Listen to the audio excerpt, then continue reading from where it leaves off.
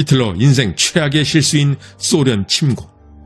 그런데 그 실수는 처칠 때문에 벌어진 일이었습니다.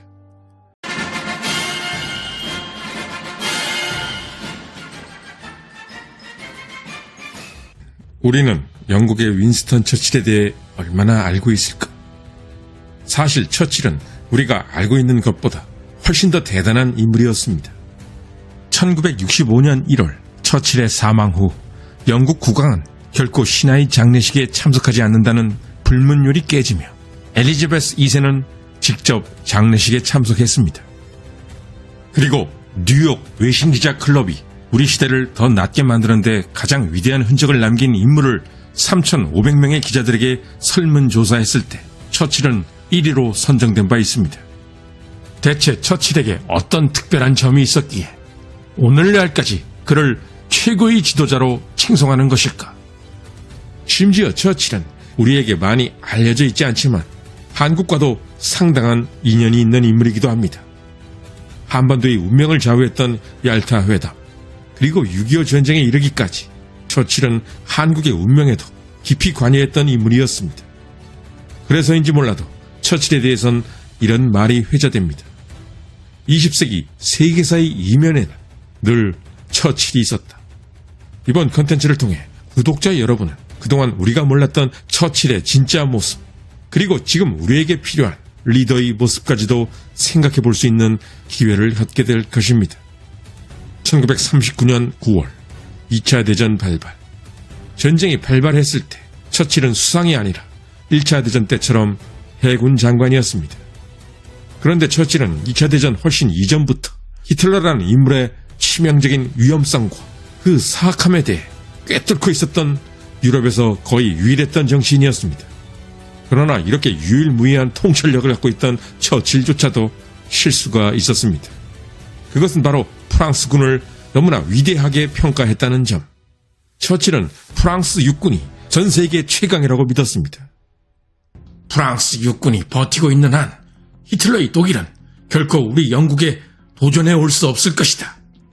처칠은 히틀러를 정확하게 꿰뚫어본 통찰력을 갖고 있었으나 2차 대전 초반 독일군의 전격전과 독일군 소장파 장교들의 열정과 능력에 대해서는 까막눈이나 다름없었던 것이었습니다.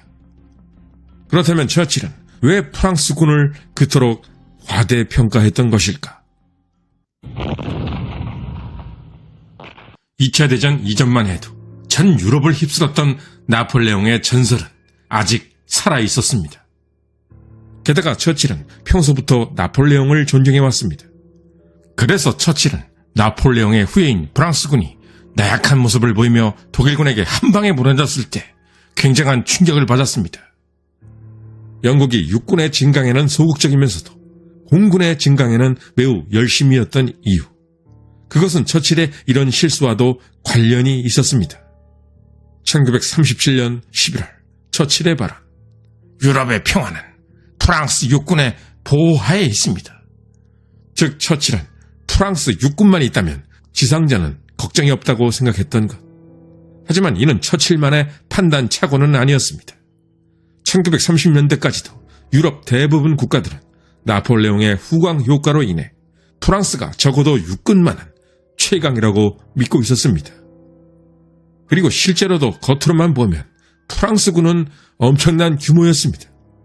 1930년대 후반 프랑스군은 약 500만 명 이상의 지상군을 동원할 수 있었는데 이는 유럽 내 최고 수준이었습니다.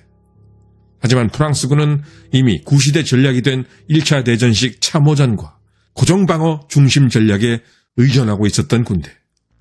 1940년 5월 10일 마침내 독일의 프랑스 침공이 시작되었고 1940년 6월 22일 프랑스는 항복했습니다. 이 당시의 세계가 어떤 분위기였는지 우리는 좀 실감나게 알 필요가 있습니다. 이때 전 세계에 영국의 편은 하나도 없었습니다. 전 유럽은 히틀러의 손에 들어간 것이나 마찬가지였으며 소련은 사실상 히틀러와 같은 편이었고 미국은 철저한 방관자인 상황.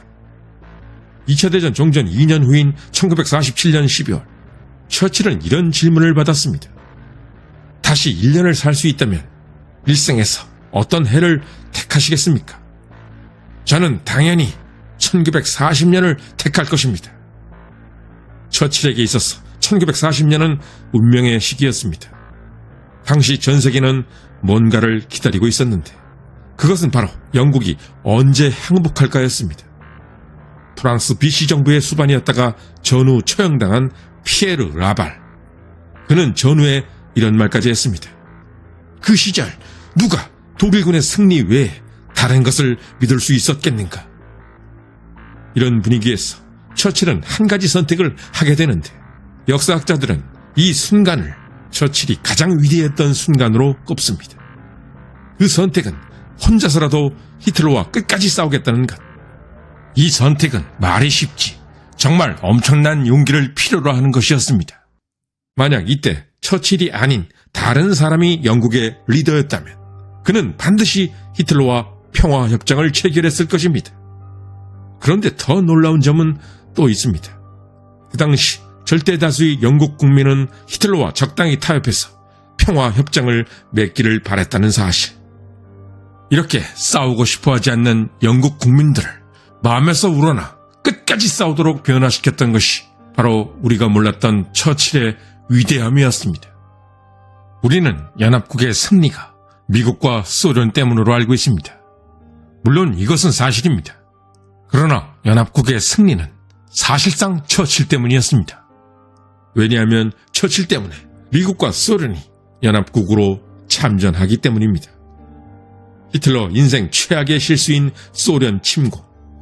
그런데 그 실수는 처칠 때문에 벌어진 일이었습니다. 처칠이 어떤 협상도 거부하고 히틀러와 끝까지 싸우기로 선택한 1940년 6월. 히틀러의 독일은 영국을 굴복시키기 위해 맹공격을 퍼부어댔습니다.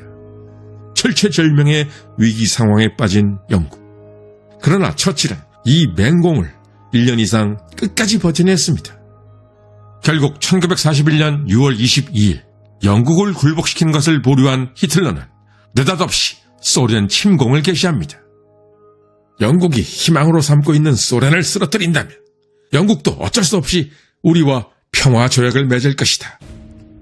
만약 1940년 6월에 처칠이 히틀러와 평화 협상을 맺었다면 히틀러는 1941년에 굳이 소련 침공이라는 무리수를 두지 않았을 거라는 점은 대부분의 역사학자들이 동의하는 사실입니다. 그러나 소련이 연합국의 일원으로 참전하긴 했지만 아직도 이것만으론 승리가 어려웠습니다. 처칠은 미국이 참전하지 않는 한 승리는 불가능하다는 사실을 처음부터 인식하고 있었습니다. 그래서 그는 2차 대전이 시작되자마자 루즈벨트 대통령에게 공을 들였습니다.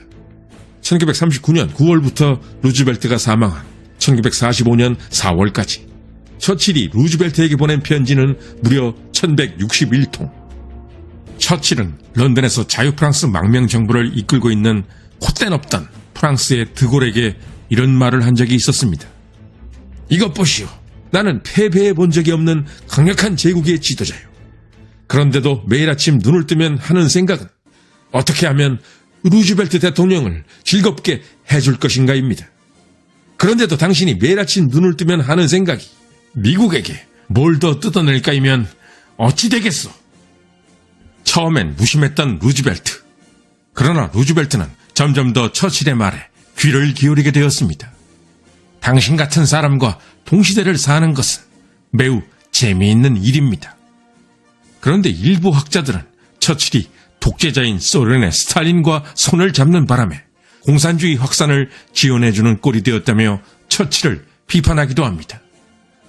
차라리 처칠이 히틀러와 협상했더라면 2차 대전 후 유럽의 반을 차지해버린 공산주의 소련보다는 낫지 않았겠냐는 비판. 이 부분에도 우리가 몰랐던 처칠의 냉정한 계산이 있었습니다. 1940년 6월 당시 처칠은 히틀러의 독일이 전 유럽을 차지하거나 아니면 공산주의 소련이 유럽의 반을 차지할 거라는 두 가지 선택지를 이미 예상하고 있었습니다.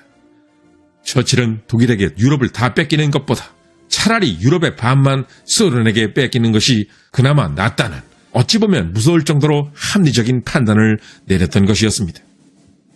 1945년 2월 얄타 회담. 이제 곧 잠재적인 적국이 될 소련의 스탈린은 이런 의미심장한 건배사를 건넸습니다. 역사상 이 세상의 미래가 한 사람의 용기에 그토록 의지했던 때는 한 번도 없었습니다. 처칠 수상님의 배짱 없이 전 세계는 히틀러에 감히 맞설 수 없었을 것입니다. 끝까지 시청해주신 시청자 여러분께 감사드립니다. 다음에도 유익하고 흥미로운 컨텐츠로 찾아뵙겠습니다.